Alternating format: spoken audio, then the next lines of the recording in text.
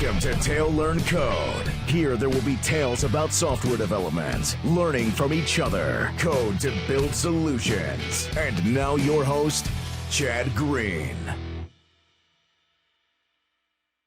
This works within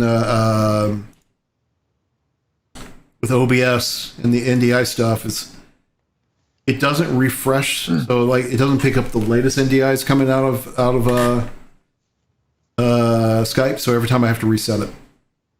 I was trying to get NDI to work with Skype just now. I've actually never tried it. I thought, that might be a good idea, but I could not get it to see NDI at all. So are you using, which version of Skype are you using? Are you using the desktop app or the Windows app?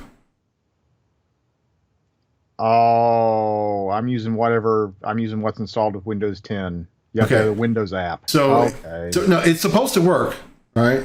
But I couldn't get it to work correctly with that. Okay.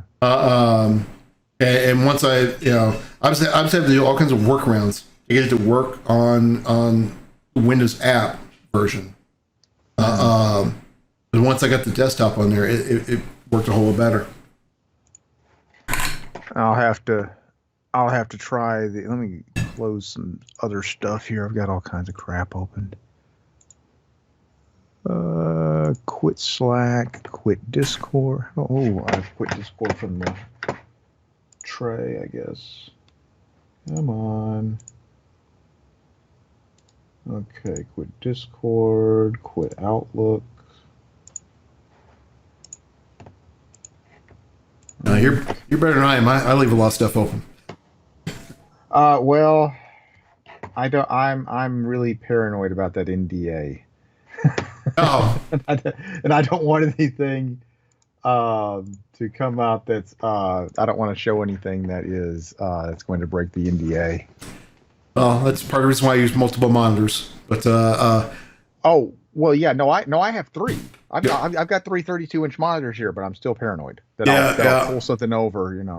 Yeah. Well, there are times every once in a while I open something up. I'm like, oh, please don't show up on the screen. Now, admittedly, if I'm open up something that I'm really worried about, I'll switch to like one of my settings or one of my scenes where it's just me. Yeah. But yeah. So welcome. Thank you for joining us. As you know, you're interview number 2. So it's we'll see. My interview number 2 for the night. Oh, okay. We'll see if I do think some people have come and gone. We'll see if some of the jokesters are still around. We were getting a lot of on my last one. Trolls? Well, no trolls. Okay. And I knew who they were, but they kept on hitting the kept on claiming the hydrate reward. Oh. So we let's see here. I'm getting a message that your audio is low. I've got you. Yeah, say something real quick. Yeah, I don't think that I don't think I should boost mine anymore. Yeah, I was gonna say, and I've got you up all the way. I can boost it a little bit more here. Is this any better? Anything better there? Because I really don't want to boost it a whole lot more because I'm worried that it's going to. I can hear you a little bit better. Like I said, I wasn't really noticed, but probably like that would be good. Yep. Okay, now we're getting the now it's good. Okay. So yeah. Yeah, I have to leave. So what I have to do is when I record, I have to leave it really, really low because I record into like I was talking about the other night. I record into Audition, and then Camtasia boosts it. So I have it down low automatically so that when Camtasia boosts it, maybe it won't be as bad. We'll see. So one of the things I like, and I got this Go XLR, and I still need to really get it fully set up. But I can have different profiles, all right? And so I can have my settings where I need to be for like streaming or for recording. And I can save it, and then I can switch the profiles, and it automatically will set the sliders to the right place. So what is it what did you say that was? Go XLR. Goal? Go. GOAL? Geo. Oh, just Go XLR. Yeah, Go. So is that an application? No, it's a whole switchboard or whatever you want to call it. Okay, well I'll write that down. I'm not familiar with. So I'm old school. I've got an audio interface. I've got an audio interface and a mixer. So yeah, Go. Well, yeah. I mean, well, it's all built in together. Yeah. And oh, well, that's nice. Hardware. I can't. So it's like a hardware software package. It's integrated together. Yes. Okay. Well, and I can't search anything right now. That's cool. Let me close that. I'm assuming we're still. Yeah, I know we're still streaming. That's interesting, but I can't search anything all of a sudden. Or PC. Oh, okay. Oh no, I've seen these. I've seen these. Okay. Well, it's interesting. I can't browse anything now. And I'm just hearing thunder. You're kidding. Hold it. I thought the storms were over. Oh no, for some reason IE is not, or Edge is not searching things. Oh well, you've since found it though. Oh yeah, no, yeah, I found, yeah, Helicon. Yep, Helicon, exactly. Yeah. That's nice. I mean, so it's a I've seen these. I just didn't know what it was called. Okay, so you got the mix. You got the hardware, but it's also software controlled. Although the interesting part is like if the software's not there, it's not.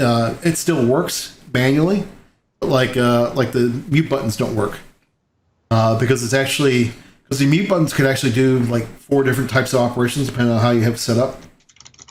And so like earlier today, I could get the software up and running, but that was fun. Let's see here. Ouch, $500. Yeah, it's not the cheapest thing in the world. Yeah, it is not. And I paid pandemic pricing for it. Yeah. Which means I paid more than $500. Oh, okay. Yeah. Well, Sweetwater's out of stock. Everyone's out of stock. Depends. Everyone's. I found some stuff in stock. Let's see. Of the Go XLR? Oh no. Yeah, I mean that's. No, the Go XLR is supposed to. They got more coming later this month. Oh, actually, I found somebody who's got them in stock. Yep, American Musical Supply has them in stock. I wonder if it actually has it in stock. No, they do. No, they do. So what's happened? So the reason I like them is because they have a warehouse in Olive Branch, which is just right across the border in Mississippi. Mm-hmm. and they, I think it's them. Yeah, and they ship stuff really quickly to me. Mm-hmm. Yeah, so I can get stuff in I can get stuff from them in like sometimes just a day. Yeah, I got upset with Guitar Center because I ordered something. Oh, never go to Guitar Center. Well, they had something I wanted, right? And they were, like supposedly the only place that actually had it in stock, and I ordered it, and then like 2 days later, I get a message that it was back ordered. I'm like, wait a second, you said in stock, pick up in like 3 days, what so obviously I canceled that order, and actually it's good. Because I was going to get the Blue Ember microphone, and instead I got I think you and I have the same microphone, the AT2020. Yeah, exactly. I got it because it was cheap. And it was what I could, it's what I could justify at the time. But a lot of people, especially people who do voiceover work, use the Shure SM7B. Mm-hmm. These condenser mics have got some oddities to them that I don't really like. But the thing is that, and then there are also some Audio Technica models. I don't know if they've come out with them since, but some that are a little bit more that I might try. But that Shure, actually what I'm probably going to do is this course that I'm finishing up when I get the fee for it, I'm probably actually going to buy a portable vocal booth. Mm-hmm. and everything to cut down on the noise. But these mics that I'm, I have a lot of trouble. I don't know if you can hear the noise on my end or not. But I have a lot of trouble with noise in my mics. Like I said, mine's been working. I've had mine for about a month now. Maybe not even a month yet. I've been having really good success with it. And sure enough, actually, I like the condenser for the reasons why sometimes condensers are not a good thing. Because I don't like it right in my face. Right? I like the fact they've got it up here, it's out of the way. With a dynamic mic, that doesn't work as well, right? The dynamic really needs to be right there. And honestly, it has nothing to do with visual appearance, right? It really has to do with the fact that, like, for a reason why it's up here instead of on a mic arm, is it blocks views of my screen. I'm like, well, that I can't see the screen. I have to peek around to see the screen over here. Yeah, so that's the reason why I've got this rigged up, which actually is part of the reason why I went to this mic. I had a Blue Yeti. Those Blue Yetis are heavy, and it kept on talk about noise. Well, I was able to, through the controller, I was able to get the sound gate to work well enough for that. Because I have to, because I've got a machine right over here, running 9 fans. So, I've only got 6. I thought that was liquid cooled. It is liquid cooled.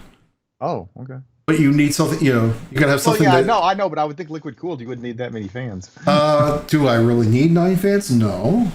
But you know what? I had 9 slots. But well, did I really need 6 fans? But no, I had 2 slots in the top, and the radiator came with 3 fans that I wasn't using because the case came with 3 fans, and so I was like, okay, they fit. Yeah, might as well. Yeah, no, I have 6 fans tied to the radiator.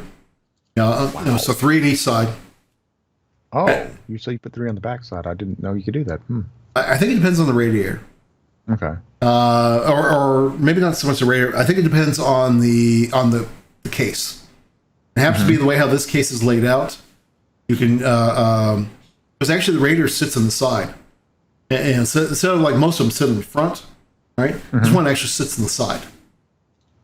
And like I said, so it's got fan slots on both sides. So like I said, I've got 6 tied to the radiator, 2 on top and 1 on the bottom. Oh. And actually, there is another slot, but the reason why I can't use it is because, there is room technically to put 3 fans on the bottom, but the radiator is taking one of the slots, and then they put a drive cage in there, which I'm not using, but so yeah, but like Sean's talking about a chiller system outside the house, and no, I don't have that much. Although I am old enough that, and I've been involved in software development so long. My father was a software developer, and I remember he had an old Pry machine at his office, and that had its own special air conditioning unit, and he was self-employed, so it's kind of a big deal to get a Prime. Those weren't cheap. But well, cool. Well, why don't we? Kind of interesting. We kind of just dug right into the interview, but that's cool. I kind of knew. I knew our conversation would be more like that, right? And we talk a lot more. Exactly. So for those who don't know, which probably a bunch of folks watching right now. So I mean, Douglas and I talk at least once a week. Sure enough, right before you came out, I was talking about going to user groups and not just user groups in your area, attend groups in other areas. Right. So I mean, Douglas runs the Memphis group, or Memphis groups, several of them. You're kind of like me. You're not content running just one. You got to be part of multiples. Right. Right now, I'm just trying to keep them alive. We were talking about that, right? We were, how some of them have gone on hiatus, some of them had died, and we were talking about how even the ones that are online right now, are struggling, and I know that's one of the problems you've been having, keeping the groups going. It's hard. As you know, I mean, my groups are not getting the numbers they normally get. Still not bad numbers, but definitely not getting the numbers that we would normally get. Yeah, I've been well, the struggle that we had always had in the past was getting speakers. I would say that well, I would make the joke that our plea for speakers was continually open. And that's one of the things, going to conferences that I would do is I would try to recruit speakers that wanted to come to Memphis. Well, I'm not having any I've got a much larger pool of speakers, but the numbers are down. So it's, solve one problem, cause another. So that's something that I'm working on. And I'm hoping that, well, I hope this doesn't go on much longer, but, I was about to say, I'm hoping I'll get better at it and learn from the mistakes. Mm-hmm. But hopefully, I had not anticipated this going on this long. I thought that by now we would at least be allowed to come back into, we would at least, like the Microsoft office in the university and, the places that we normally meet. And we would probably have to do hybrid meetings, because there would be some people who would be skeptical about of coming in, and that's fine. And even after, even if it's not until I hope this is far-fetched, but even if it's not until next year that we can meet in person, we'll still do the hybrids probably if we have the facilities to do so. Yeah, I mean that's well, number one, I'm starting to think that it won't be till next year, because I got asked that just a couple of days ago, which was not the answer the person who asked wanted, but I was like, well, in all honesty, I just don't see it. At the moment, I'm not booking October. I'm going to give it a couple more weeks before I start booking October. But I booked through September. Now, I will say, if I get a big enough name plop in my lap, I'm going to book October. But I'm not looking for an October speaker yet. Like I said, I'm going to wait at least another week, probably 2 more weeks. But that's the other commitment I've stated as well. Once we can go back in person, we'll definitely continue the, having it online also. Yeah. I probably won't do the Zoom groups like I've been doing, but I will continue to do the streaming on Twitch. Yeah. That way, you want to speak again in my group? Sean's saying he could speak to the group in October. Oh. It's bad enough. I mean, sure, you talk about hard time getting speakers. There's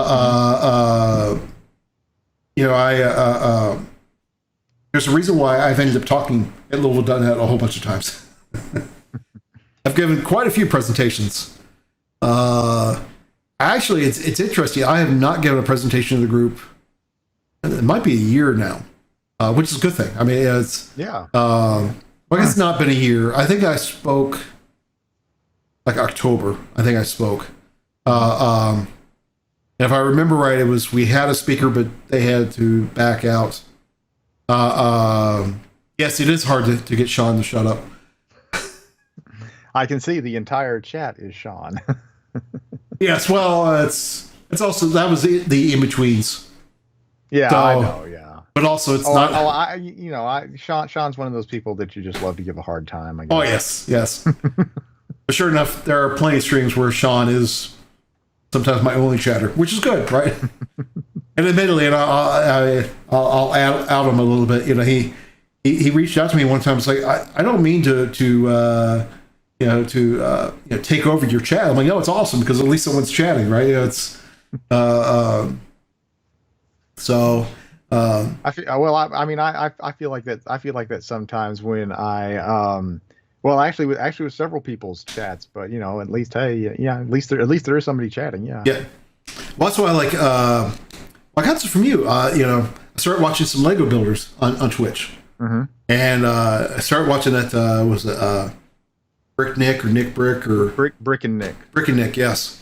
And which was awesome. I was watching him. It was really neat. He was actually building a replica of what's the Nintendo Switch out of Legos. Oh yeah, that's right. He does custom builds also. Yes. That's right. Yeah. Well, so far that's all I've seen him do because I've watched him like 2 or 3 times now. I haven't watched him that much, yeah, but yeah, the custom builds.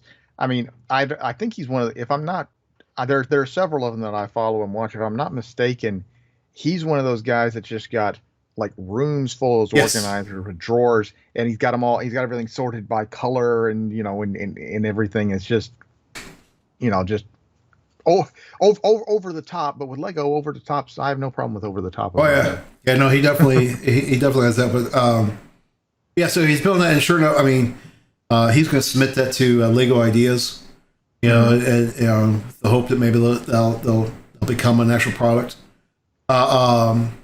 Which actually right now he's got something that's actually has gotten the 10,000 vote mark. So the Cybertruck on Lego Ideas is his. I've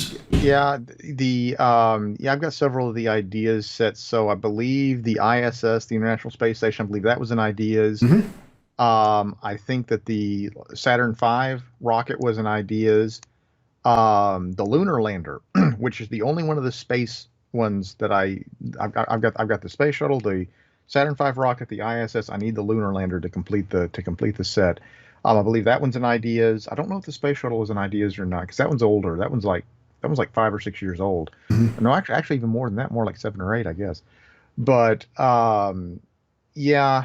So, but I didn't know he was actually submitting the models. But no, I've seen those people who have those, just Lego rooms. That's all they do in these is they build. And I guess he's making enough money off of his stream and or YouTube, or he's just got or he really likes toiling away at a job that lets him do that. Yeah, exactly. That lets him do that otherwise.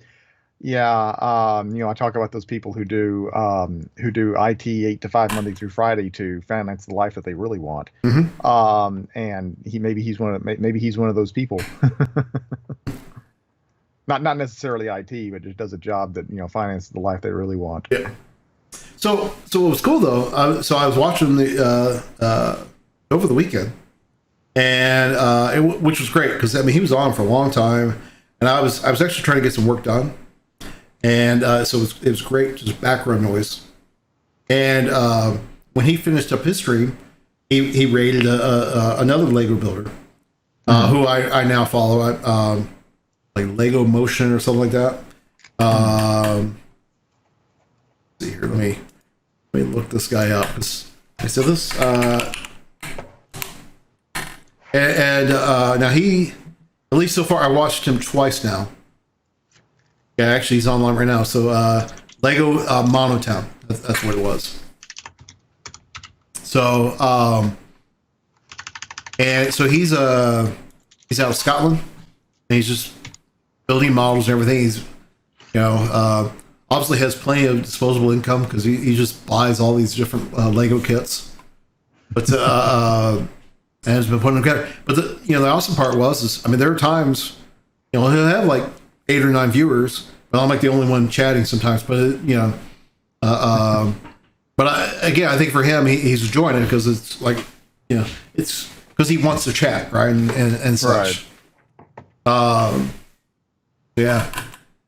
I'll tell you what. Now that we're 23 minutes in, why don't we start the interview questions? Yeah, I looked over just a few minutes and it's like it's like 6:05 and I was like, oh, we've already started.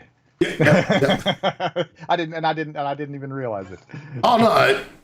These are cool. These are supposed to be casual conversations. I mean, a lot of them have been more formal, but let's start off with so who are you, right? I mean, who is Douglas? So I'm Douglas Starnes, and I live in the Memphis, Tennessee area. I actually live in the county to the east of Memphis, a little town called Oakland. And over here, I'm a tech author. I do work for Pluralsight. Just started doing work for a company called Real Python. That's somewhere in Canada. I forget which city exactly. I want to say Vancouver, but That's actually probably because I'm thinking of Rich Campbell, because he lives in Vancouver, British Columbia, if I'm not mistaken. So that's probably not right. I know it's not in Quebec. But at any rate, so I'm doing business internationally for the first time in my life, and so my taxes next year should be interesting. But at any rate, no. It's no Real Python has been both Pluralsight and Real Python have been really great to work with. And then I've got some other projects that are not quite ready for publication yet. Um, but I say I am a tech author, and you've heard me say this before. I actually informally brand myself as a professional explainer.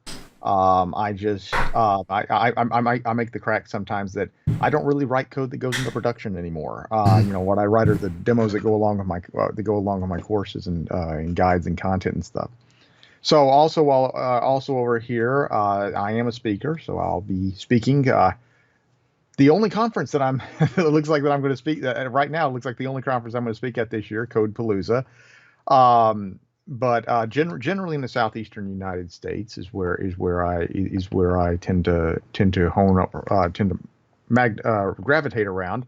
Also, like you said earlier, I run user groups. So here I'm involved with 4 in Memphis. So Python, .NET, Xamarin, and Power Platform. I'm also a conference organizer, so I am one of the organizers of Scenic City Summit, which is out of Chattanooga. Normally, it's in August. However, this year, thanks to we have postponed it. We're hoping to be able. We're looking at the possibility of doing something virtual later this year, but no firm decisions on that.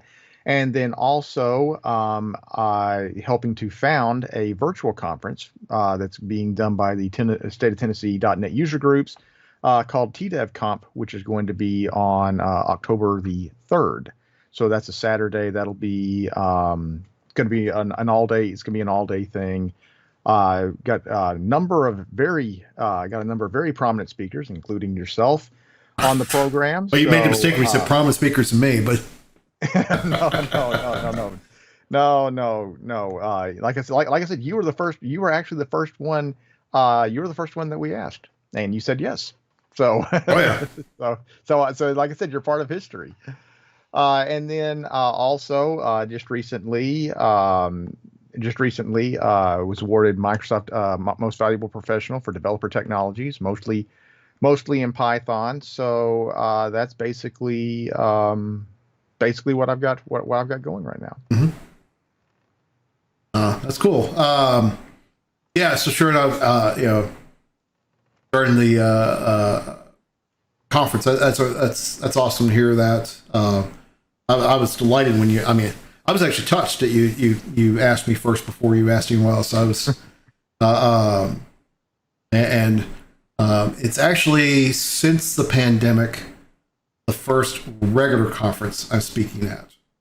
Oh, really? Wow. Yeah, and probably the only one. I had to clarify that way because I will be doing an all-day workshop in October also. Oh yeah, it was the European Cloud Conference. I think I saw your tweet the other day. Yeah. So. But I figure that's because it's weird because I'm the only one that day, right? So they're separating them, so it's a series of days they're doing, and they're separating them. So that'll also be interesting. Yeah. Well, that and the fact that it's all on French time, so. So you'll be up late, I guess. Or early, however you look at it. It's the other way around. So France would be. They're ahead of us. Yeah, France is what, about 6 or 7 hours ahead? Because I believe you're an hour ahead of me. I believe that London is 6 hours ahead of me. So it'd be it's 6 hours because it's Central European time, and when I looked it up, it told me that's going to be 4 o'clock in the morning. Oh boy. So luckily they're not starting until 10 o'clock French time, but for me it's going to be 4 o'clock in the morning. Yeah. So it's interesting. I don't do it anymore, but it used to be I went to bed at 4 o'clock in the morning. So. Well, I don't know if you've heard me say, but I do my best work between 9 p.m. and 3 a.m. Well, I'm a night owl. Yeah, me too. I've changed recently. I now, it's interesting. I mean, this has changed in like the last 2 years. I used to sleep 4 hours a night. I now am up to 6 hours a night. Which also shows I'm different because usually when you get older, you start sleeping less. But apparently I'm going the other way around. I don't know. With me, it depends. The problem with me is I will kind of phase in and out throughout the day. I'll just take like I won't get long periods of sleep. I'll get I'll get like 2 hours here and then 3 hours here and then another 2 hours there maybe. So I don't really and I don't really know why, but I've been like that for a number of years now. Yeah. Well, I've always been a night owl. I mean, even as a child, I was a night owl. Yeah. Yes. Yeah. Because my father was telling me, it's like, oh yeah, I wake up at 2:00 in the morning, you're up there watching TV, and not thinking anything of it.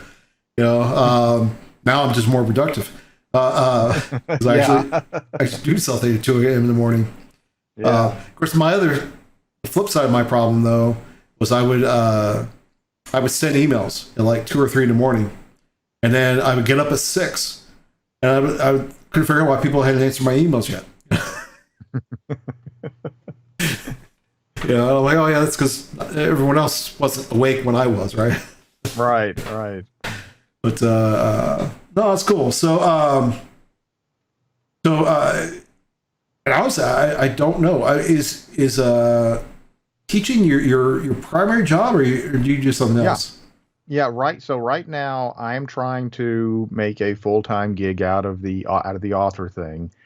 I have done, actually, I mean, it's kind of interesting not even in this field because I have really no formal training in this field. It's all self-taught on the job experience because my degree is actually in music. I was a composer, and I've taken some computer science courses, and I've got probably about 80% of a master's degree in information science, or no, management information systems done.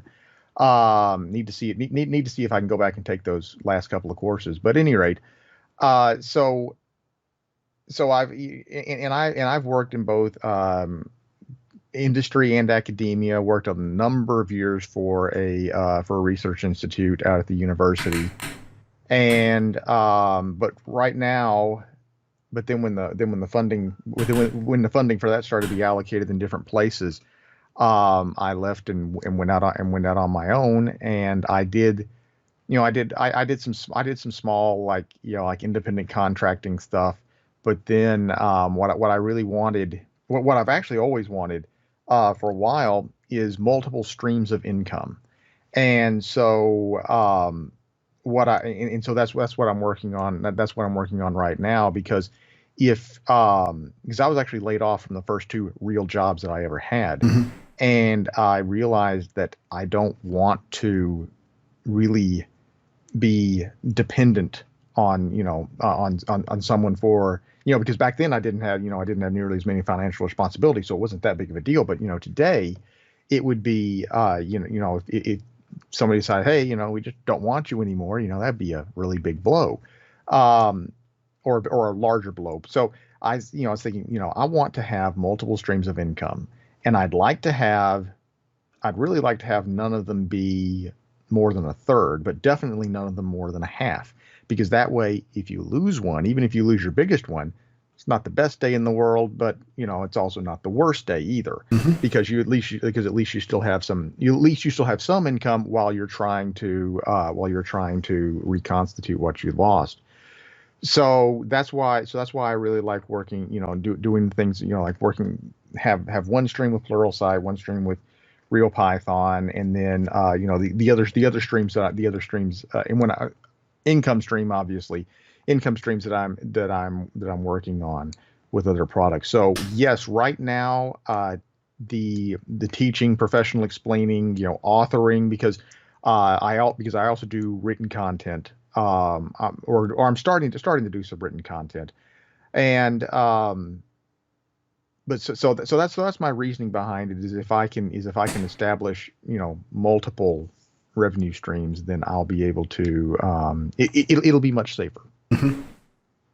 Yeah, no, that's cool. I gotta admit, I've known you for a while now, and I actually didn't know what you did for your day job, your quote unquote day job.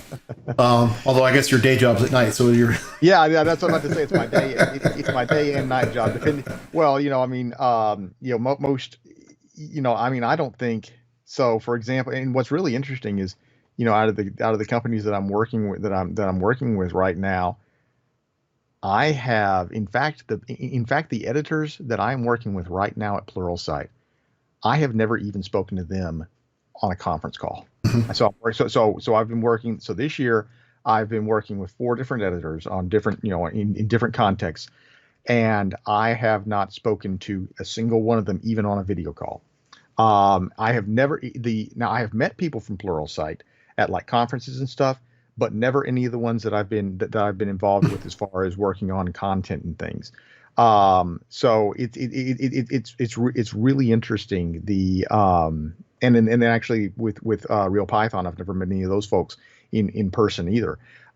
So it's really interesting to be able to work like that. It's something that's completely new and something that I like because the flexibility it gives me, and it gives me the ability to capitalize on the time, between 9 p.m. and 3 a.m. when I'm most productive. Oh yeah.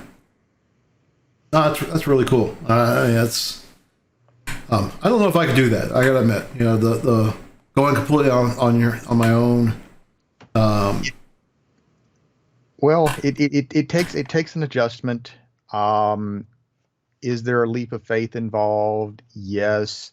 So, for example, I started off this year thinking, okay, if I don't get any kind of increase in business, could I I could probably make it through the end of this year. Fortunately, I've got an increase in business coming, and looking to the point where, okay, this year it'll be comfortable.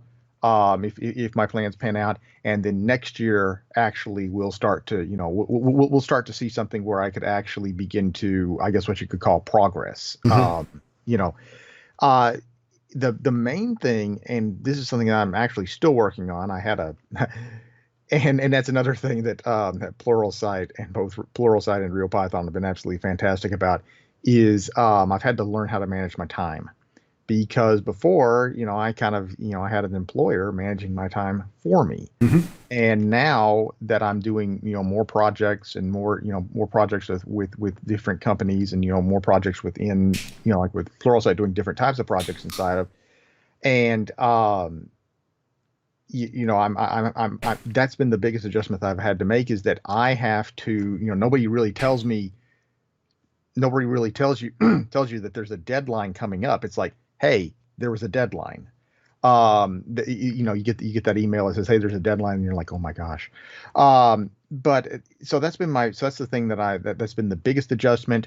The other adjustment is also when it comes to revenue, I don't get a regular paycheck for the same amount at a regular interval. So budgeting, you have to budget because, sometimes you'll get, the difference between 2 months, between 1 month and the next month could actually be 10 times. Mm-hmm. Could be 10 times the income. So, and so you just have to, so budgeting is definitely something. Marketing, I've never had to, I participate in the marketing of my content. Pluralsight and RealPython, they do their part, but they've got, a lot of other authors besides me, and with bigger names as well. So, that's something else I've had to learn how to do. It's one of the reasons I like to go to conferences now more than ever is because I can promote my content and such. So yeah, it is a very large adjustment. You also other things such as, I have to provide all of my own equipment. I have to do all of my own taxes. Like I said, next year my taxes are going to be kind of interesting. because I'm doing some things I've never done before, working on, business deductions for business expenses, international income, that kind of thing. So for the first time, I'm gonna actually hire an accountant. So that's something else that I've really never had to do before.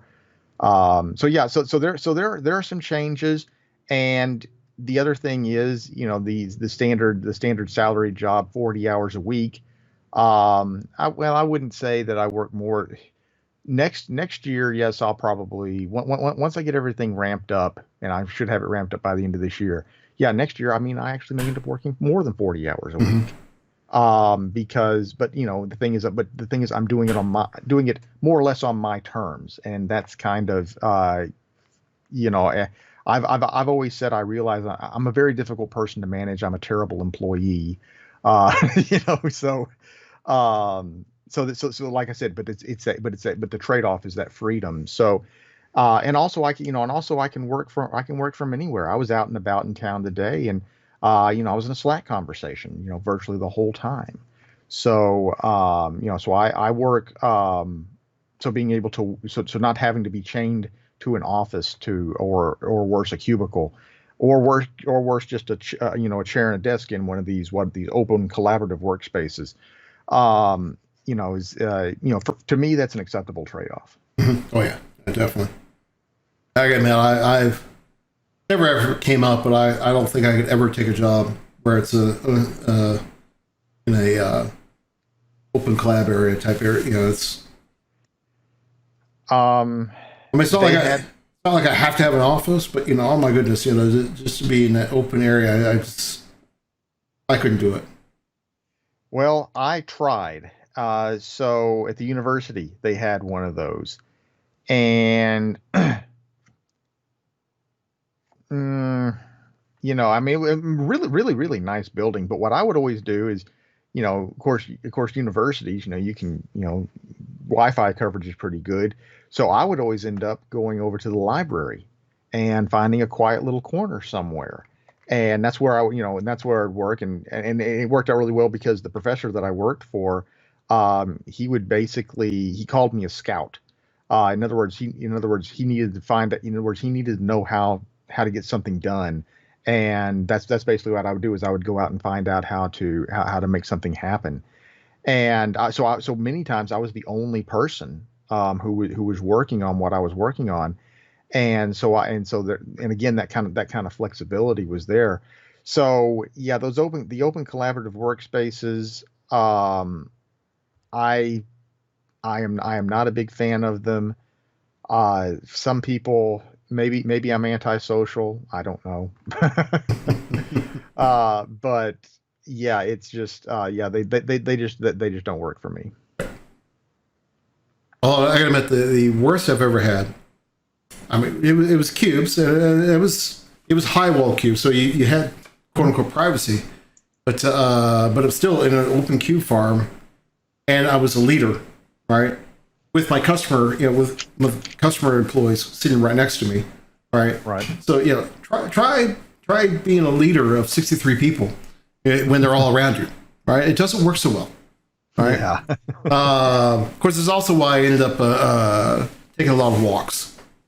I had a lot of walking meetings, right? Or meeting people in the lobby. Or actually, it's funny. There was a big government facility, and there was one lobby in particular that I would go into, and I spend hours in there just taking one call to the next call. And I got more work done there than I would, and the good part was, since I was in meetings all day anyways, no one really noticed I wasn't in my cube all day. It worked just fine. Yeah. And because the team always knew how to get a hold of me. They didn't know where I was, but they always knew how to get a hold of me. Yeah, and that's the other thing. Like, today, like I said, I was in Slack. I was talking to folks on Slack most of the time when I was out today, and some people do not like that at all, because anybody can get a hold of you at any time, and you have no time to yourself. And again, that's kind of one of the acceptable trade-offs. I guess. Although, to be totally honest with you, I actually, at least with the companies I'm currently doing business with, I haven't experienced that.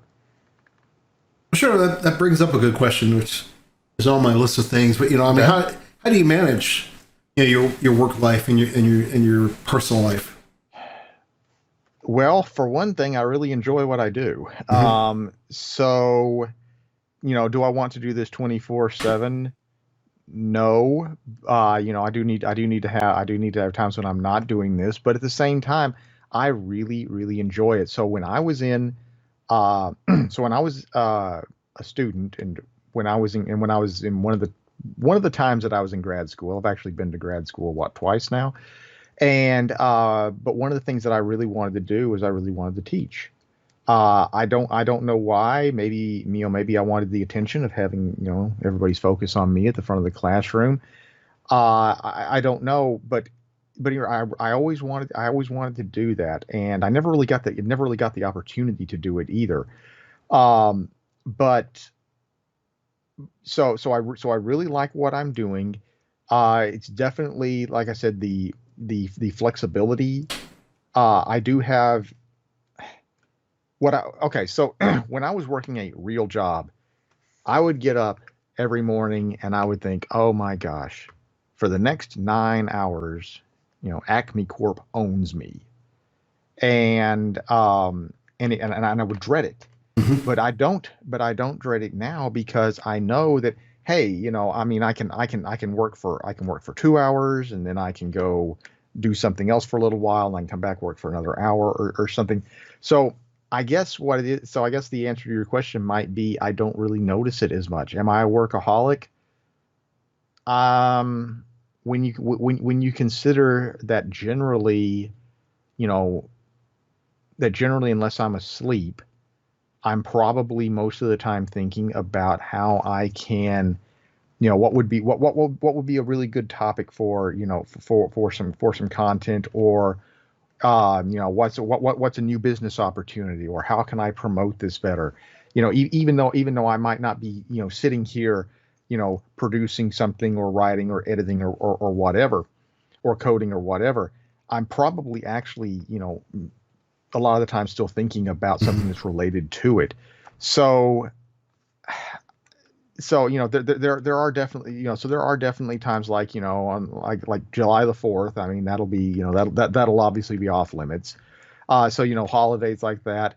But other than that, it's, the flexibility, and also making sure that you're working, and also having the good fortune to work with companies who realize that people need to have a life outside of outside of your professional relationship with them.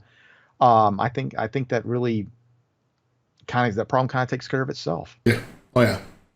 It's funny. You talk about it. And number one, I mean, I'm notorious. I'll be sitting around the house, not working, but I'll be like in the day's look. And it's because I'm actually thinking, I'm actually working on something in my head.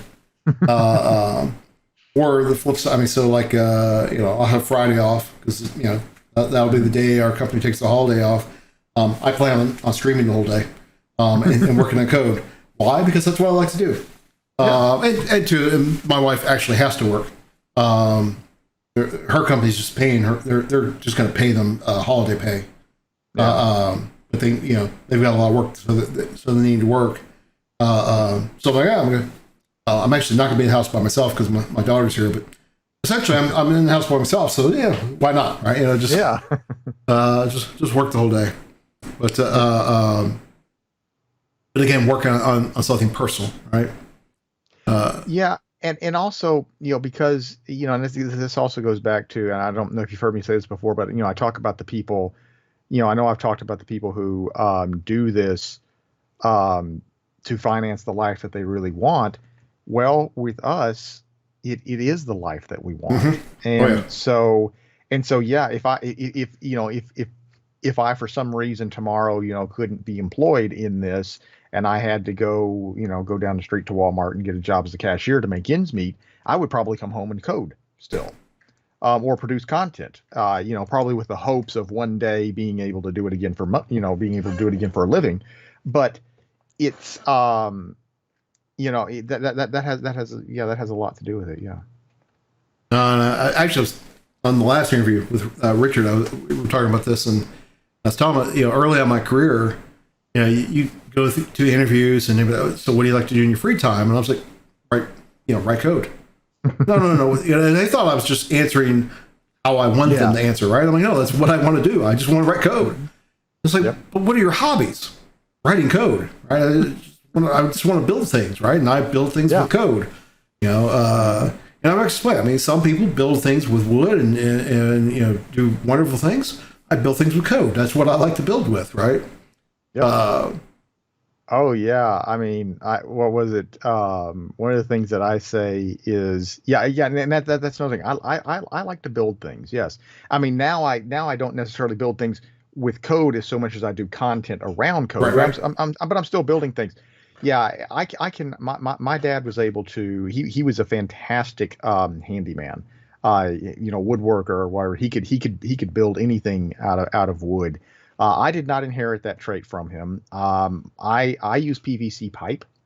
I always say that PVC pipe is like the ultimate medium for those who are devoid of home improvement prowess. And it's definitely it's just something when making something physical. Although I am very interested in 3D printing, I've got to get one of those someday. And also Lego, but I mean Lego, it's kind of you are kind of it is kind of like Lego's kind of like paint by numbers in some way. I wouldn't be just like I can't get a great big box of Lego bricks and imagine something. I can't I wouldn't be able to look at a blank piece of paper and paint or draw something from scratch.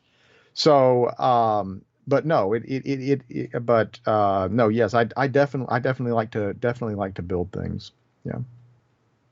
So I'm curious. I mean, because you and I have talked about Lego before, but so what are you currently working on in Lego? Let's see if I can reach it here. I moved my green screen. So actually, I've got this one here. Mm-hmm. What is this? Is this a ZR? Yeah, the ZR1, the Technic ZR1. Let me see if I can reach this here. But what I've got to do, actually, I want to do that one on stream is what I want to do. Oh my gosh. Let me see here. I probably shouldn't do this with it being live, but hey, what the heck. Okay. So what I am actually working on, though, is one that we talked about the other night. So this is the International Space Station. Mm-hmm.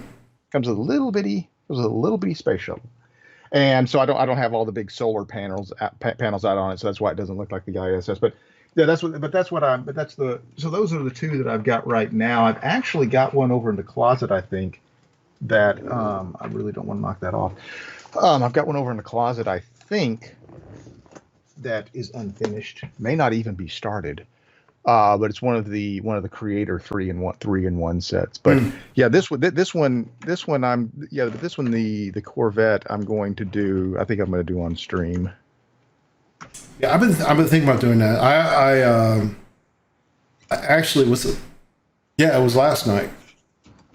Yeah, it was last night. I was because I ended my day kind of early. I mean, 5 o'clock. That's not that early, but no. Maybe it wasn't last night. I guess it was the night before. Yeah, it was the night before. Because I was thinking last night I did not end my day at 5 o'clock. I ended my work day at 5 o'clock. I cooked dinner. So I didn't, and when I cook dinner, that's usually not a 15-minute job. I make big dinners. But I was actually going to, because I got some new Legos, I got some new Lego sets, say it correctly. Because the plural of Lego is Lego. But and I was actually going to stream it. I was like, oh, this will be fun, right? I'll stream it. And honestly, the funny part is I spent so much time getting my branding looking right, and I just couldn't get the camera to look right when I set up on the table. And I was almost, I'm like, well, what does it really matter? I'm like, no, it's just bothering me too much. So It actually should have been delivered by now. I actually ordered a new stand so I could put the camera on. We'll see how well that works. So that's been my problem, is getting the cameras set up right. I also have limited desk space here. I'd actually have to move over to that.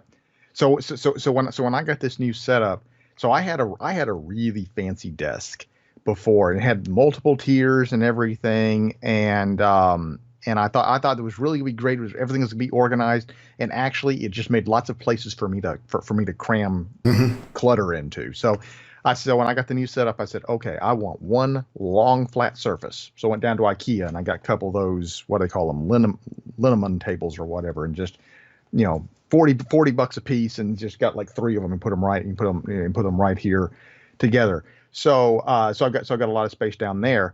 But the problem that I've had is being able to get the camera in the right position. And what I've seen that some people have actually done, it's actually a microphone arm, but it's long. It's like 8 feet long, and it's got a counterweight it's got a great big counterweight on the end of it. But I've seen people, but in that way you can get it out of the way of all the desks, but still and it just basically stretches over all of the desks.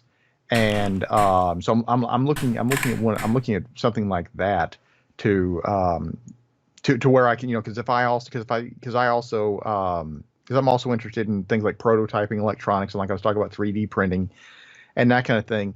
And so I need something where I can show more. People probably get tired of staring at my face anyway. So, but to show more than just my face on camera. Show actually, something else that I'm working on besides code. Yeah, what I ended up getting was this. So it's a flexible gooseneck stand, right? Okay. But it's 25 inches long, right? So it's got a good amount of length on it. But it's just a clamp arm, right? So something special. Because I just want, I didn't want to spend a whole lot of money for it. I just want something simple, and still not spending $30, which was really more than I wanted to spend. But so I'm gonna try it. It was funny because last night I did work on some Lego, and I debated whether to wait. Because actually I got it set up, and I'm like, that's when I went and looked at Amazon and found the gooseneck one. And I debated to wait, sure enough. So I started, here we go. Building Paris skyline. Let's see here. It's kind of blurry because I can't. Well, it's actually interesting because I can't see your camera full screen. Let me show it in your. Okay, there you. Okay, no, you're a little bitty circle up in the corner. Well, yeah, that too. But it also helped because you're seeing me on a different camera than the stream is. Okay. And I forgot about that. I forgot about that. Yeah. So the stream was seeing it just fine. Yeah. Okay. Well, I'll watch the VOD. I've got one. I've got one of the architecture sets. It's actually, I think it's the Space Needle from Seattle, and that's actually interesting because it's the only set where I've ever had to actually cut one of the pieces. Really? I don't know, those the parts that are curved that go up the side of it. They don't cut those they don't give you exact size pieces. They're actually too long, and you actually have to trim them to length. Wow. It's the only one where I've ever had. And then what was it recently? I don't know what occasion it was. I got one. It's a fire. It's one of the city ones. It's a fire truck or fire department or whatever. And the nozzle for the water, the nozzle at the end of the hose, you can actually fill it with water. I haven't seen that either yet. I don't really know if I'm going to want to do that, but that's something else I've never seen. Yeah, so either tomorrow night or maybe sometime during the day Friday, I might, part of my stream will be working on a Lego, either finishing Paris or I now have several sets. I've got the Paris skyline because I got that over the weekend. I also got the ISS, You did? Okay. Because I've been wanting that one. So sure enough, that was actually my Father's Day gift. And then and then sure enough, what did I get? Oh, it's over here. Hot rod. There's a little hot rod. The whole, you spend so much money, you get a free set. Oh yeah. When I got the I got the ISS. When I got that, I got it directly from Lego, and it was around Easter, and they included this little chicken and an egg. Oh, this thing. Let's see here. I'll show it to that camera there. No. No. Mine is actually. Hang on, just a second here. I don't remember when I got this.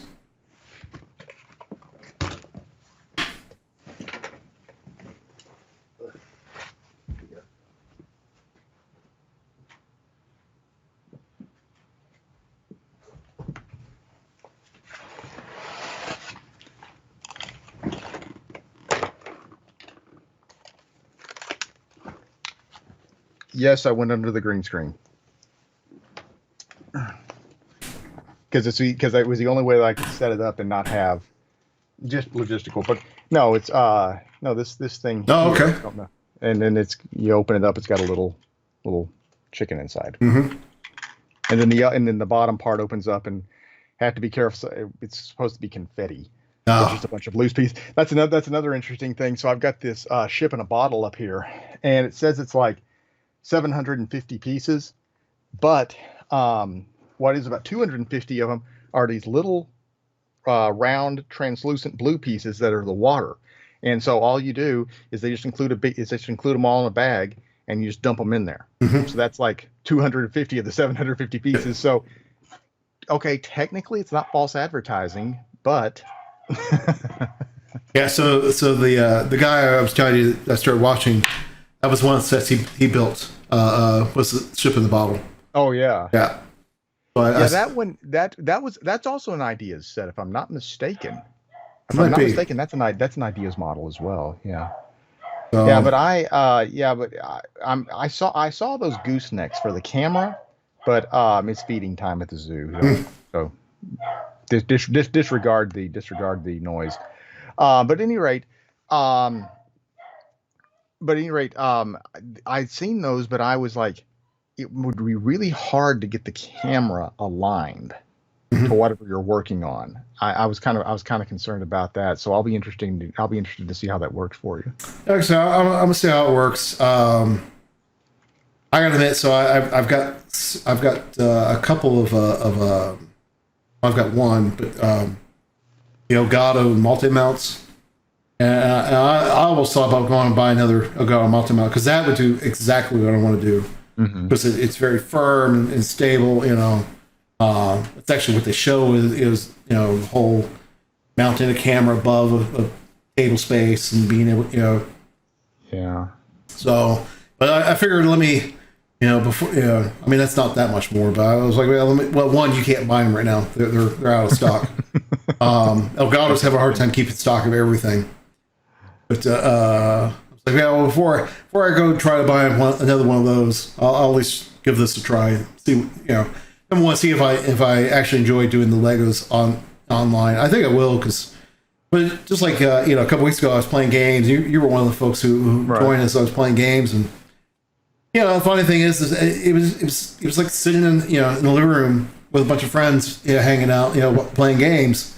Helped out me, Well, I can't, because I did twice. I can't remember if you were there both times. And one time I was playing Gears of War. Gears. Right. Of course, I never played. I played other Gears, but I was playing the new Gears. I hadn't played that before.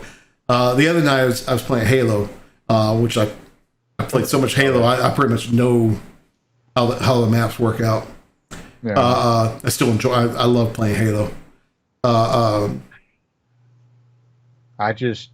can't. It makes me dizzy.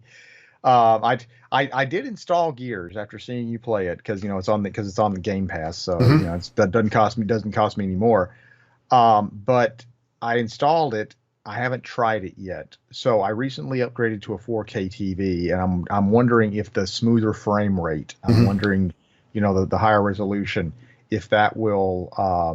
And also what in the other thing, but well, granted it probably won't because my Xbox is one of the original VCR style Xbox Ones. So those won't do 4K. But and it's actually one of the reasons I'm trying to use the Justify when the Xbox One X comes out later this year to go ahead and get one, because I really don't play that many games. It's something, and also the other thing is my new PC can handle them so well that I'm beginning to do more stuff on. That I'm beginning to do more on the PC now.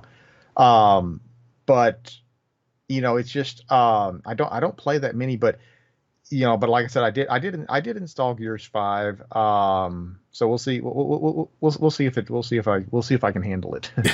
The one that I'm really excited for. So Steam is having their summer sale right now, and so I discovered I like simulations in sports, which basically sports games are simulations.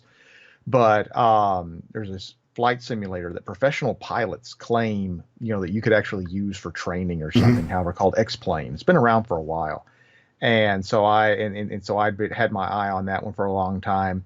One of the reasons I think is because you can fly FedEx jets into Memphis and stuff, and you can fly FedEx airplanes into the Memphis airport. So, just because I'm in Memphis with FedEx and everything. So maybe that's what it is. And also, I'm very attracted to things. I'm attracted to complexity. So it's that's why I don't like a lot of iPhone games, except some of the new Apple Arcade games, and actually as the iPhone and especially the iPad have gained more power, some of those are actually getting some kind of complexity to them, because of course the whole iOS, the whole Apple philosophy is simple is better. But at any rate, this X-Plane supposedly has all the buttons and switches. I haven't gotten to play with it much yet. But it's supposedly got all the buttons and switches, and it's supposedly incredibly realistic. It's why I like Forza so much, is because the number of ways that you can customize everything. It's limitless. City Skyline, same way. There isn't just one set path that that you go through. I used to make fun of what I called the Farmville business model. So I'm sure you've seen the movie War Games, and at the end, it says the only winning move is not to play. And I would make the joke that with Farmville, the only losing move was not to play, because technically, there was no way to win the game. But, when you think about it with, simulation such as City Skylines, you just keep playing that one, in perpetuity. But it's the thing is there's a lot more complex. There is a lot more complexity. It's probably one of the reasons that I like machine learning and deep learning and everything so much.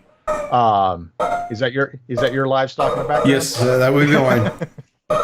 I bet you I'm getting my Amazon package right now. Oh, okay. My dogs do. My dogs recognize They know UPS as well. But like I was saying, interested in machine learning and deep learning and everything is because of all the hyperparameters that you can tune and everything. It's just stuff to geek out on. Well, yeah. Let's switch. Let's talk about your presentations you're going to be doing at Code PaLOusa. Sure. Sure enough, I mean, you're one of my busy people. You're going to be speaking 3 different times, to include a half-day workshop. Yep. So you got more out of me last year. You got 3 presentations in a workshop last year. So I like keeping you busy, apparently. I enjoy doing it. I wouldn't if I didn't enjoy it. So I actually had somebody last year. I won't say who, but apologize to me for selecting so much. I was like, shoot, if I didn't want to do this much, I wouldn't submit as much. And I said, and also I feel like I should be apologizing to you for hogging so much time that other people could have. Well, it's funny. Tech Bash last year, I think I was slotted for 2 talks. I ended up giving 4, and it was they had cancellations and such, last minute cancellations, and and they're like, well, we're so grateful, and I'm like, oh, you gave me a chance to speak more and talk about topics that I wasn't even scheduled to talk about. I loved it. It was a lot of fun. Yeah. But so all right, so like I said, you're gonna be doing a half-day workshop on deep learning for JavaScript folks with or without a PhD. Well, I like the title, but that's one in the series. Yes, well, I was gonna say because there's another, one of your regular talks is pretty much the same title, just slightly different. But so I mean, what's the key takeaway out of that workshop? So, I don't know if I've told this story in public. Actually, I think I did. So, do you know Pratik Patel in Atlanta? Okay, so Pratik runs a conference called Pratik Invents. They run a conference called Connect Tech in Atlanta. It's supposed to be in October this year. It looks like I haven't heard. I haven't heard anything about it. They were supposed to announce speakers on June 1st, and we're 30 days later. So, so I don't know. So I'm less optimistic about it happening this year. However, Pratik and I met at Music City Tech in 2016, 17. However, he came to a data science workshop that I was doing, and he recruited me to come speak at a data science conference that they were putting on. And so, however, Pratik is, he's ABC, always be closing, and he's always trying to recruit speakers. He's a fantastic promoter, and he kept on telling me, you need to submit something to Connect Tech, and I'm like, dude, it's a front end web conference, and that's something that I don't do. So but he kept telling me about it, and so I found this thing, TensorFlow JS, and at first I wasn't going to do it. But then I thought, I'll submit it, and then when he doesn't take it because it's not front end web, I'll tell him, well, hey man, it was JavaScript. So I submitted it, and not really as a joke. I was perfectly willing to do it, but I just really didn't think he would accept it. So because this is a full day workshop, and he's got the React and Angular folks and all that in there. So however, it's actually .NET South in May of last year, and we're downstairs at whatever that restaurant is over at the Galleria, and he said, we're thinking about carrying that, and I was like, okay, I'll listen, and we talked about it, and said about how would it work, what would it look like and things like that. And so then the next day he comes back. He says, we're going to do it. We're going to try it. He said, I think that if we can get 10 to 15 people, I think we'll be doing really good for this first year, because again, it is a little bit different kind of talk than we normally have. So about probably 6 weeks before the conference, the first workshop, which is 40 people, sold out. And that was Kent Dodd's React.js hooks workshop, I think. About a week later, the TensorFlow JS workshop sold out. And I was thinking, wow, maybe we're onto something here, because we were going to be happy to get 10 to 15. So the day of the workshop, go in there, and by the time we get started, there's probably about 55, 60 people in the room. Well, there were only supposed to be a maximum of 40 show up, and what we figured out, what must have happened, is people had signed up for some of the other workshops after the TensorFlow JS workshop was full, but they did it so that they could come to the TensorFlow workshop, and had zero attrition. There was only one person who left after lunch, and that's because she couldn't get on the Wi-Fi. So it was a really interesting experience. And again, you have to remember, this is all front end web folks, mostly front end, primarily front end web folks. So I guess the primary takeaway of this is, machine learning is something that it's kind of like the web. So when the web first came out, it was a novelty, and then it was like a nice to have, and then it was something that was expected, and then it was a must-have. I think machine learning is taking that saying, first it was a novelty, then it was nice to have. But we're kind of in the phase where it's expected. Applications are expected to either do some kind of vision recognition or sentiment analysis or something like that. So the way that you accommodate this is to make it more accessible. Primarily, right now, the way to the primary language probably for machine learning is Python, and that's actually what my main gig is Python. However, not everybody wants to be a Python developer. If you want to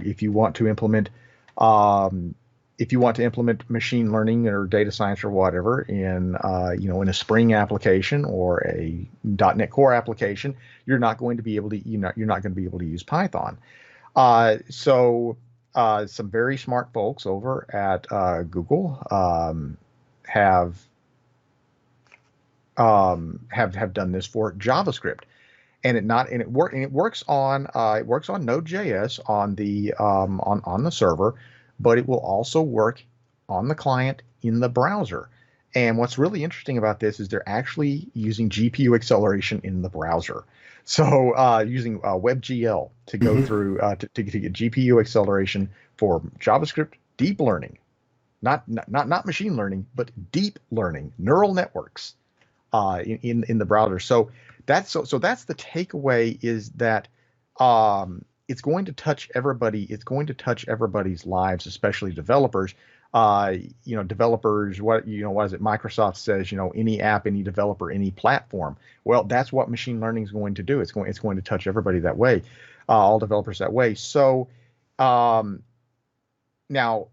and in different ways, but so that's what it is basically making it more. It's basically making it more accessible. Is saying, hey, you can play too.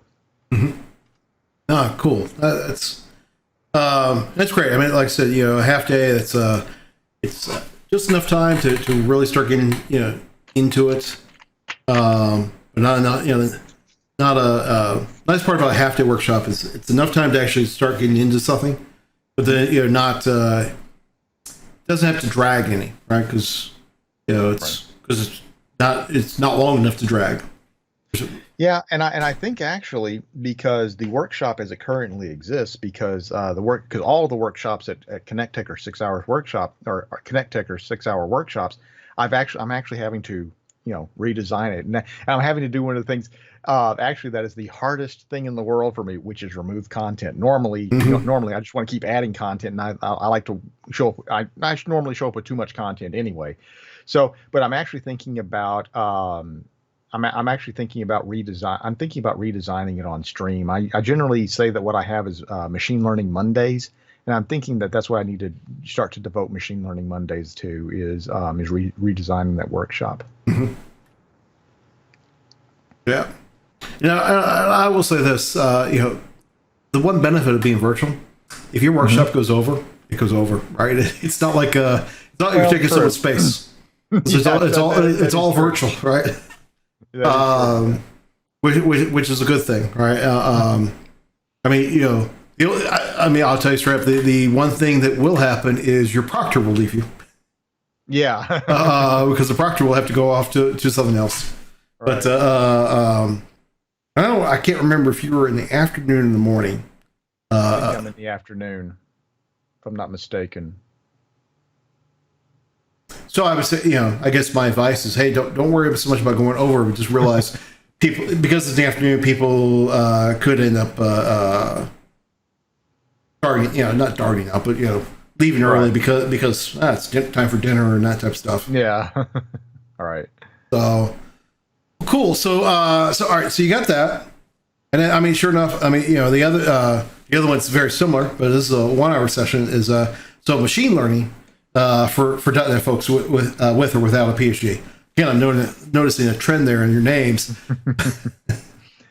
I actually need to make sure I still own Okay, I'm not going to say the domain because but however no because I think I might have, I need to make sure I still own it. But at any rate, no. So what happened was I okay. So this is another for some reason I have a lot of stories tonight that involve Pratik. But at any rate, the original talk about this was TensorFlow for folks without or with a PhD, for folks without. No, hold it. No, the original talk was TensorFlow for folks without a PhD. I ended up doing that one at Data SciCon, that first Data SciCon, and it was at Georgia Tech. Then they were just the host. I mean, it wasn't like an actual academic conference or anything. But however, so so it turns out that it turns out that it's in this great big auditorium style room. And it's right after lunch. So I go in there, and I go in there early to get set up, and people start floating in. And one of the people who came in was a lady who I'd met the previous night at the speaker dinner, Dr. Thuy Lin. And she had a doctorate degree in machine learning. And I said to her, and I'd done the talk a couple of times before, and I told her, I said, Thuy, I think this is the first time I've actually done this talk with a actual PhD in the audience. Well, then two more folks in the back raised their hand, and there's this one guy kind of down front says, "I'm ABD, ABD all but dissertation, So he had finished all of his coursework, and he was just still working on the research the final research project. So at any rate, I made them. So turns out the room was packed. I actually estimated later there were over 100 people in the room, maybe as much as 120 or so. But any rate, I made the mistake of asking before the talk, kind of telling the story I just told, and asking, is there anybody else in here with a PhD? And probably 25 people raised their hand. I was like, oh my gosh. So at that point, it became TensorFlow for folks without or with a PhD. And over time, it's gone to deep learning for folks without or with a PhD. And so I did the data science one. I've got one that's natural language processing. I've got the deep learning version in Python. The deep learning version in Python, the deep learning version for PyTorch. I've got the .NET one, and then the JavaScript one as well. So yeah, so there's a whole series of these without or with a PhD talks that I do. Now I'm curious on that one. Are you going to be focusing on ML.NET or something different? That's going to be ML.NET, yeah. Although there is a whole slew of libraries. I actually think Brian Krasinski is going to talk about those for TDevConf. Because he uses those. I forget exactly what, like SciPy.net, NumPy.net, Pandas.net, and what these are. So ML.NET is written from the ground up, and it's written in a very idiomatic way for C# and .NET. The API is, whereas these others, they take popular APIs such NumPy, Pandas, Keras. These are all popular APIs in Python, and what they've done is they've kind of been mimicked in .NET. But no, ML.NET is actually written from the ground up for .NET, and since it's .NET Core, it works everywhere. Yeah. Oh yeah. I've attended a couple sessions. I haven't fooled with ML.NET. But I have attended a couple of sessions. I find it very interesting, it's right now, and actually, kind of what you're talking about the takeaway from the JavaScript workshop. Well, the takeaway in some ways is a lot the same. So one of the things that you can do with both of these is import models that are trained elsewhere, and in some ways, I think that is really what right now is the real focal point, should be the focal point for these libraries sometimes, because what you're going to want to be able to do is adding, you don't have to be able to train a model in the application that requires machine learning. And in fact, in many cases, you're not going to want to train the model unless you're doing something really custom. This is one reason why the Azure Cognitive Services are so big. But what you'll want to do is you'll want to either use a model that exists, out of the gate, or you'll want to make some modifications to it, transfer learning. And those are actually, that's actually kind of, like I said, the big takeaway of this is how do you bring a model in from somewhere else? Doesn't have to be trained it doesn't have to be trained, using C# or JavaScript. In fact, in JavaScript, actually, I'm going to make sure we have time to do this. But however, you go crack open a Google Colab notebook and train a small model using TensorFlow with Python, download it, and pull it into a TensorFlow JS application. And something like that. So in transfer learning would be where you pull in a model and then you make a tweak to it. You modify it in some way. So basically what you're doing is you're transferring that knowledge from that existing model. So I think that I think that that's the real takeaway for it right now, because all the power is still actually in Python, and in some cases R. And actually the power there is actually in C and C++, because Python's a very slow language. So, but it's much more accessible because a lot of people who work in machine learning are not computer scientists. They're people work in Python. Period. Now I'm starting this talk. Now I'm beginning to sound like a Python commercial. I know, but but a lot of people but especially when it comes to like machine learning, they're not necessarily programmers. They're mathematicians. Because the amount of math that goes behind that is absolutely ridiculous.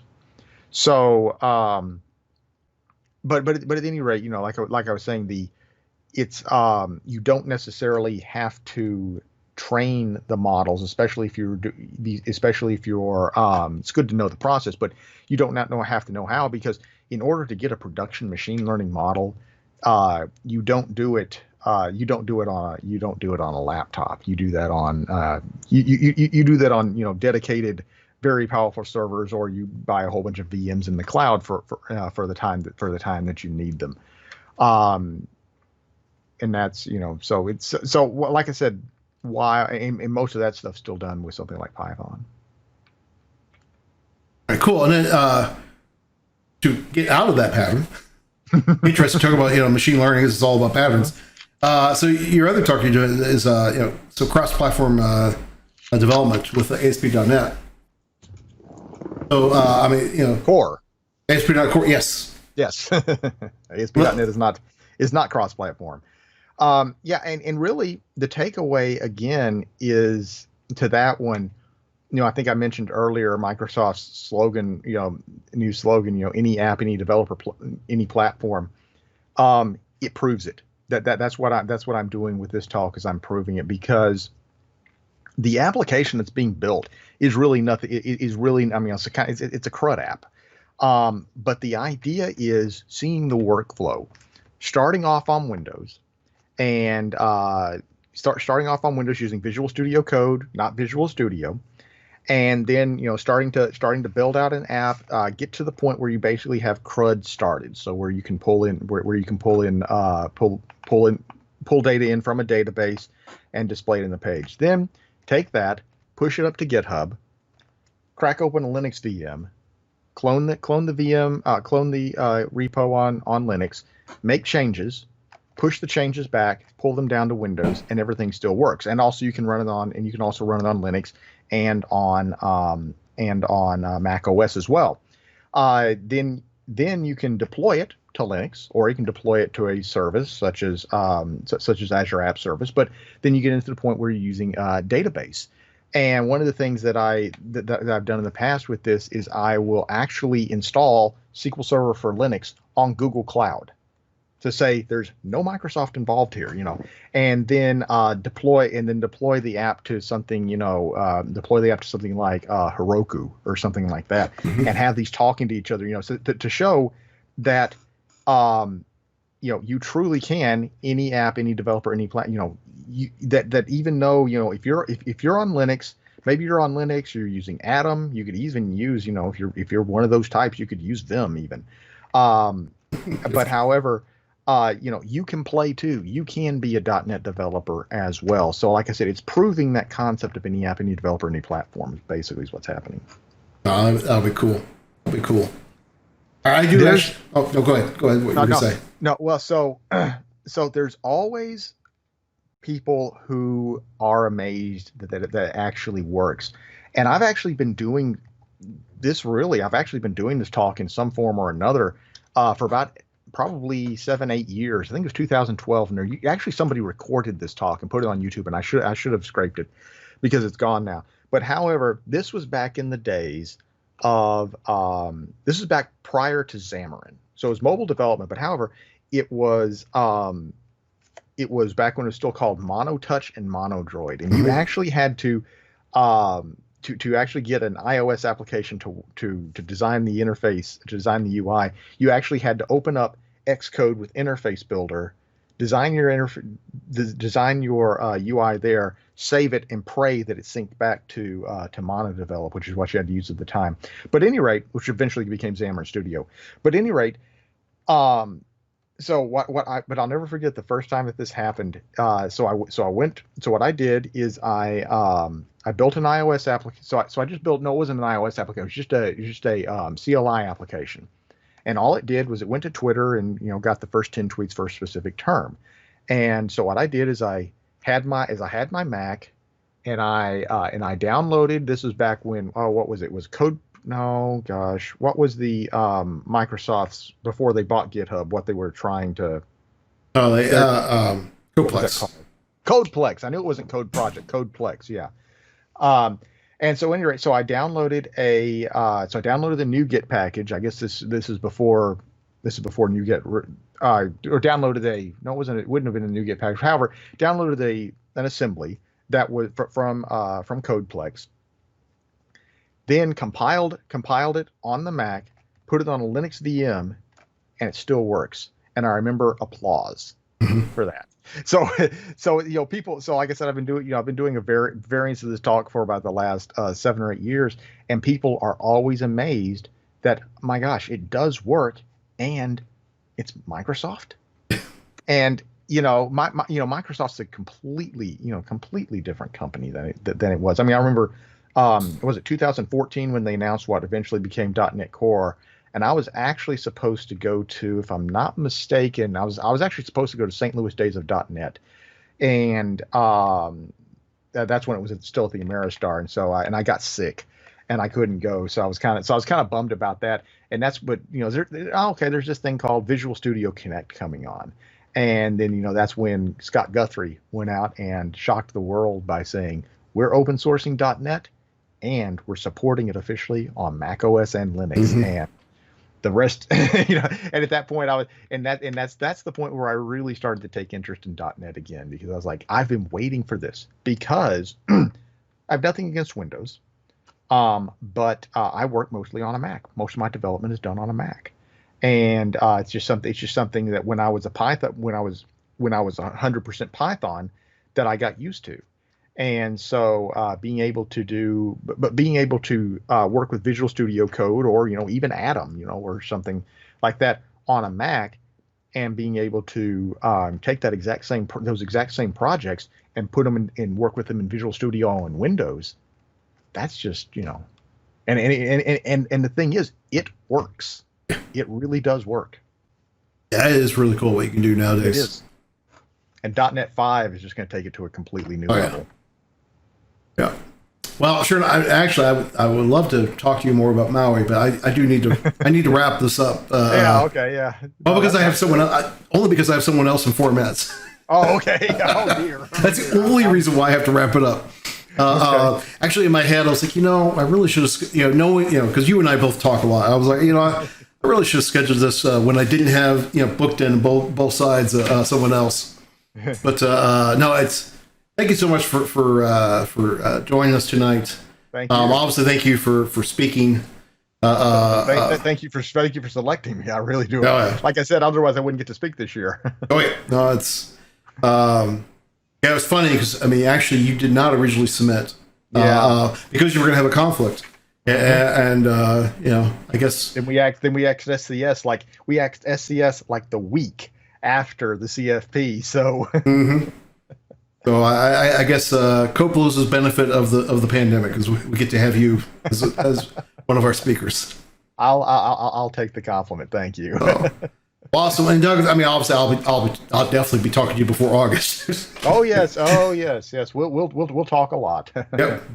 All right. Well, thank you so much, Douglas. I'll